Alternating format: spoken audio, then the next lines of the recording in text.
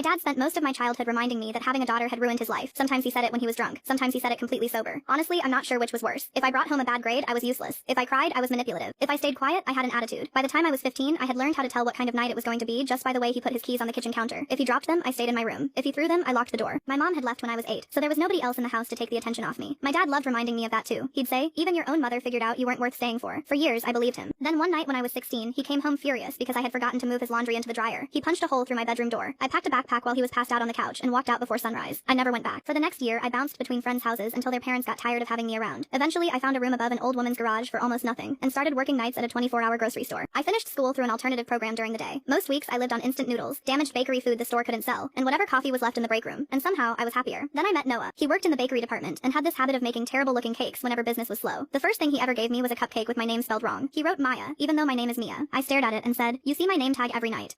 He looked at my name tag, looked back at the cupcake, and said, okay, in my defense, I'm apparently an idiot. I laughed so hard I had to sit down. That was pretty much the beginning. Noah was 19. I was 17, and neither of us had anything figured out. A few weeks after we started talking, he told me he was a recovering alcoholic. He didn't make it dramatic. We were sitting behind the store during our break, sharing a bag of chips, and he just said, there's something you should know before you decide I'm charming. He told me he had started drinking when he was 14. By 17, he was drinking every day. He'd been sober for almost a year when we met. He went to meetings 3 nights a week and called his sponsor whenever things got bad. I asked him why he was telling me so soon. He shrugged. Because if you're going to run, I'd rather you run before I really like you. I told him I had spent my whole life waiting for people to leave me. Then he smiled and said, that sounds inconvenient because I was planning on staying. Nobody had ever said something like that to me before, and actually meant it. When I turned 18, we got a tiny apartment together. The bedroom window wouldn't close all the way. Our refrigerator made a noise like a dying lawnmower. For the first 3 months, we didn't even own a couch. We ate dinner sitting on moving boxes. But every night before bed, Noah would check the lock twice because he knew loud noises in the hallway made me nervous. He never made fun of me for it. He never told me I was dramatic. If we argued, he didn't scream. The first time I accidentally broke a glass, I immediately started apologizing. Like, really apologizing. My hands were shaking. Noah just stared at me. Then he said, Mia, it's a glass. I started crying. He had no idea why. I didn't know how to explain that nobody had ever let me make a mistake without making me afraid afterward. A few months later, I found out I was pregnant. I took 3 tests because I was convinced the first 2 had to be wrong. I sat on the bathroom floor for almost an hour before I told him. We were broke. I was 18. He was 20. And the first thought in my head was that maybe my dad had been right about me. Maybe I was about to ruin someone else's life too. When I finally showed Noah the test, he didn't say anything for a few seconds. Then he sat down beside me. I said, you can leave if you want. He looked genuinely offended. Why would I leave? Because this wasn't the plan. He took the test out of my hand and put it on the sink. Then he said, maybe the plan changed. That night, we stayed awake until almost 4 in the morning talking about everything we wanted to do differently. No screaming. No disappearing. No making our kid feel like they had to earn love. No using them as a punching bag for every bad thing that happened to us. Noah put his hand on my stomach, even though there was obviously nothing to feel yet. And he said, whatever we came from stops with us. I believed him. For the first time in my life, I actually believed I was going to have a family. We even started talking about getting married. Nothing expensive, just city hall, maybe dinner afterward, and a cheap weekend somewhere if we could afford it. Noah had been sober for almost 2 years by then. He kept a little coin from his recovery group in his wallet. He carried it everywhere. Then one Thursday night, about a month before the baby was due, Noah was supposed to finish work at 10. At 10:30, he still wasn't home. At 11, I called him. No answer. At midnight, his phone went straight to voicemail. I told myself his battery had died. Then at 12:47 in the morning, someone started pounding on our apartment door. When I opened it, Noah's older brother was standing there. He looked terrified, and the